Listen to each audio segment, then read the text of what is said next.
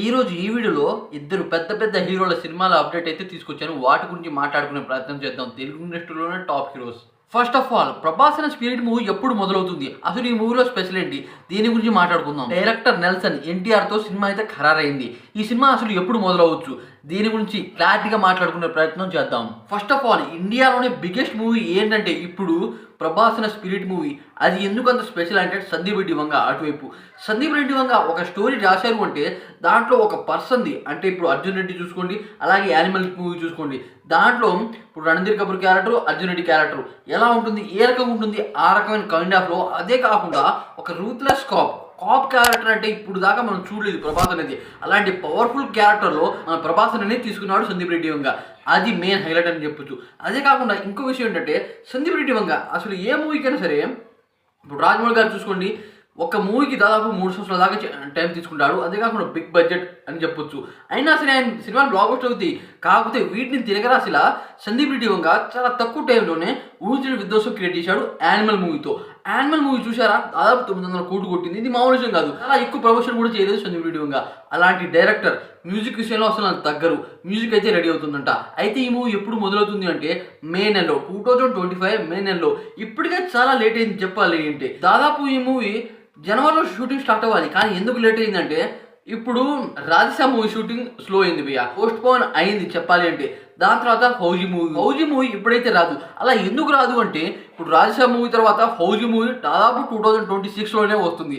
దాని తర్వాత కల్కి 2 ఉంది, అలాగే స్పిరిట్ మూవీ ఉంది. స్పిరిట్ మూవీ కల్కి మూవీ పోటీ పడి రావచ్చు అని నేనైతే అనుకుంటున్నా. చూడాలి మరి ఈ 2 సినిమాల్లో ఏ సినిమా వస్తుందో. ఇది భయ్య స్పిరిట్ మూవీ అయితే ఇప్పుడే రాదు, 2026 లేకపోతే 2027 స్టార్టింగ్లో అయితే వస్తుంది ఈ మూవీ. ప్రభాస్ అన్న ఒక రేంజ్లో ఉంటాడు ఈ మూవీలో పక్కాగా. ఇప్పుడైతే భయ్య ఎన్టీఆర్ నెల్సన్ మూవీ గురించి మాట్లాడుకుందాం.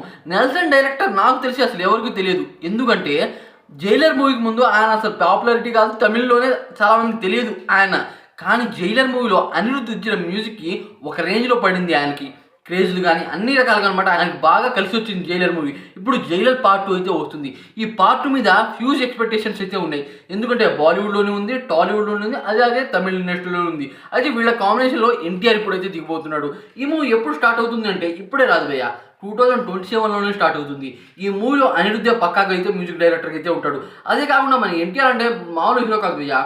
ఇప్పుడు ప్రజెంట్ అనమాట సినిమా తర్వాత సినిమా ఆయన తీసే సినిమాలకి అసలు ఉంటూ ఆయన ఇమేజ్ పెరుగుతూనే ఉంది. అలాంటి హీరో అతను. అలాంటి హీరోతో ఇప్పుడు నెల్సన్ క్రేజ్ పెరుగుతుంది, కానీ ఎన్టీఆర్ క్రేజ్ అయితే ఇంకా పెరుగుతుంది.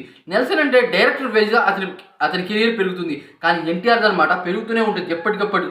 ఎందుకంటే ఇప్పుడు ఆయన దేవరా 2 ఉంది, వార్ 2 ఉంది, అలాగే ప్రశాంత్తో ఒక మూవీ ఉందంట. ఆ మూవీ వస్తే మాత్రం ఒక రేంజ్లో ఉంటుంది. డ్రాగన్ మూవీ కనుక వస్తే వీళ్ళ కాంబినేషన్ మాత్రం ఒక రేంజ్లో ఉంటుంది. అందుకే అన్నమాట మూవీ చేసే కలెక్షన్ వల్ల ఈ నెల్సన్ మూవీకి మంచి ఇంపాక్ట్ క్రియేట్ అవుతుంది. ఇంకా చూడాలి అని. అదే కాకుండా డ్రాగన్ మూవీ 2 పార్ట్స్కి వస్తుంది. వార్ 2 మూవీ వల్ల ఎన్టీఆర్కి మంచి బెనిఫిట్ పెరుగుతుంది భయ్య.